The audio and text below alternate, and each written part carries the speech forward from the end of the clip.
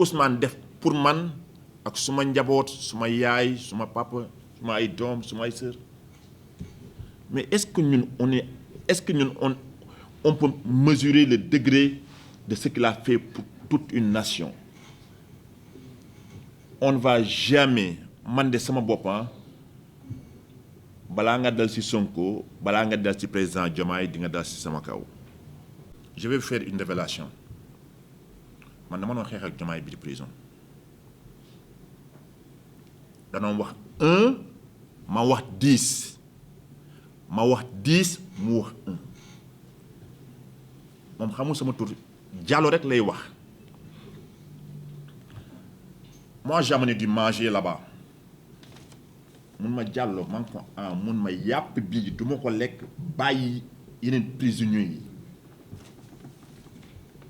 prison dafa metti de prison ku fa demul doo xam degré bi koo fa yóbbul yàpp mu lekk ko ba seeni wax yax yi mais les gens qui parlent de lui parfois ils ne comprennent pas. Une fois dama toog ak moom quoi mun ma Diallo man ko mun ma fii di nga fi ñëw 10 ans man ko Diomaye mun ma man ko xaw ma ndax yàlla dina ma bàyyi ma dund fii 10 ans wala du ma dund 12 ans mais tant que yàlla mi ngi may suma bakkan fii du mu fi jóg. mu ma Diallo xamal leen rek moo ma metti man ko mun ma moom dafa yaakaar ni les gens vont l'emprisonner pour 10 ans te président Ousmane Sonko 10 ans mu ni moom xamal lu muy ñaan 10 ans yu Ousmane Sonko yi ñu def ko ci bosam mu doon 20 ans mu génn. Donc vous la presse moi je ne vous demande qu'une seule chose et il faut faire véhiculer ce message là c'est ñaari ñooñu mooy président Diomaye ak président Ousmane Sonko ku bëgg a noppalu na nga ci maanu parce que ñoom ñaar dañoo am histoire dañoo am fu ñu jógee te man su ma dig ñu naan ñu am problème mais man yow yaay sa yaay bi la jóg sax da ngay amoon problème mais si c'est dans l'intérêt du Sénégal moi j'applaudis. Si c'est dans l'intérêt du Sénégal moi j'applaudis. Encore une fois nous devons faire un front ku bëgg a laal Ousmane Sonko il va marcher sur nous d'abord parce que ba muy metti moom rek moo taxaw donc il faut qu'on se rappelle de ces moments-là. Je ne l'ai jamais rencontré mais imaginez-vous ce que traversaient les femmes de Ousmane Sonko. Mais est-ce que ñun mën nañu imaginer nga am ay doom xamuñu seen papa lu ci nekk nga bañ Ousmane Sonko ak nga bëgg ko on lui doit du respect ça c'est le minimum on lui doit du respect. Moi je crois au projet Ibnou je pense que l'association croit au projet. Diomaye mooy Sonko Sonko mooy Diomaye. La vérité mooy que ñun gisuñu suñu bopp quoi nous les gens de la diaspora on se sent un peu délaissés si lu affaire yu bëri pour parler du cas de man fi ma dëkk pour que nga am carte d'identité pour nga renouveler ce passeport boo jëlee avion tu payes au moins 300 000 francs. Je dis au moins, vous payez 300 000. Parfois, vous vous rendez au consulat, nous la machine yàqu na. Donc, vous imaginez un gars qui quitte LA, ñëw ba New York, ñu ni la machine bi dafa yàqu, donc ça va prendre 2 jours. 2 jours yooyu de France si mbedd mi. Vous allez vous loger dans un hôtel. Hôtel bi lu mu dee tu payes 80 000 francs la nuit. Les 2 nuits mooy lan 160 000.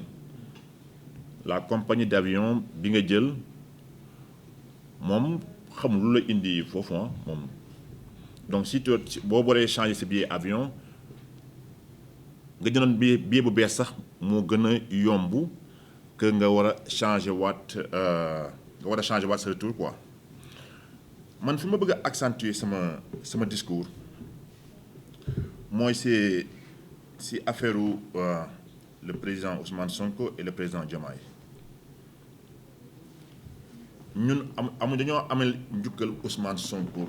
La dernière fois Ousmane Sonko il parlait et quand il disait que personne ne le défend ba muy wax loolu pour man j'ai eu une autre lecture si lu mu bëggoon wax mooy li mu bëggoon wax mooy par exemple vous les ministres vous les DG quand les gens vous appellent répondez à vos téléphones. Ibnou il vient chaque fois au Sénégal mais pour mu am rendez-vous avec un ministre c'est comme si nga mën a am taw bu góor. Ñun on a des idées on ne demande absolument rien on tend pas la main ñun yàlla ñu quoi ñun on vient pour supporter le projet. Et moi je pense parfois que les gens dañuy am confusion que ni ils ne comprennent pas la mooy projet bi. Vous les ministres vous les DG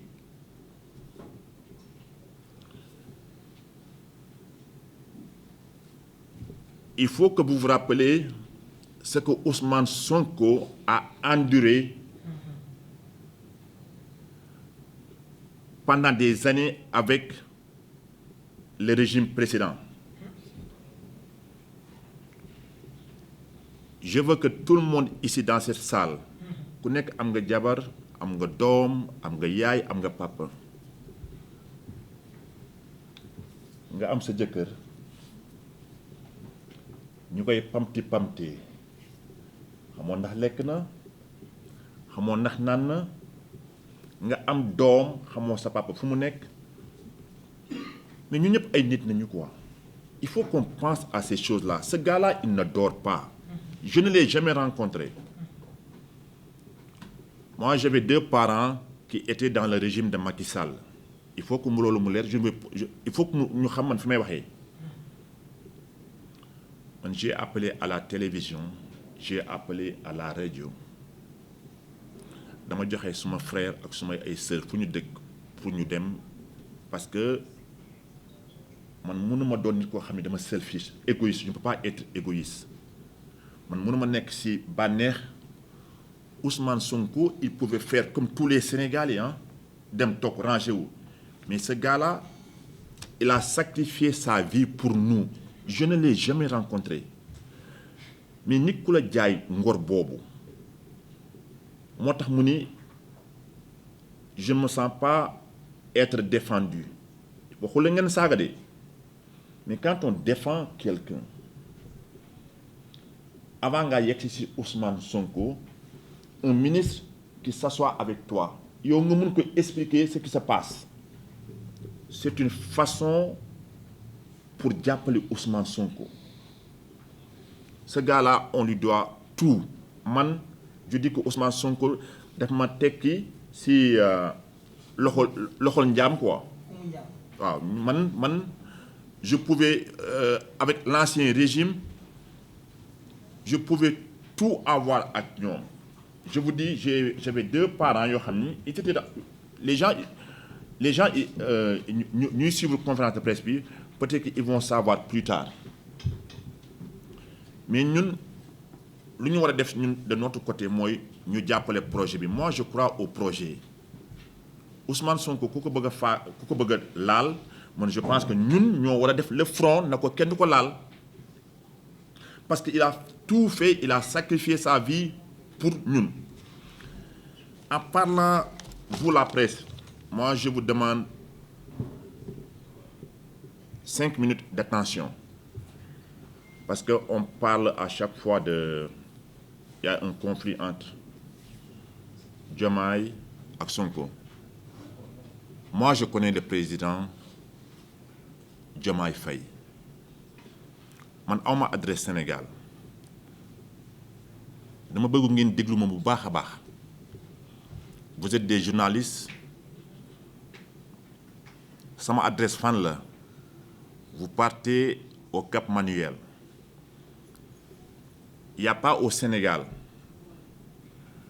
bu ma Ousmane Sonko di suivre di ma déglu lii wala Diomaye il saura de quoi je parle man mënutuma xool Diomaye télévision jamais. Il n'y a pas quelqu'un ku toog ak Diomaye ba mu nekkee prison ba muy génn ku ma ëpp man amul. xam nga prison dafa doy waar wallahi ku demul prison doo xam les gens qui parlent de Diomaye ils ne le connaissent pas.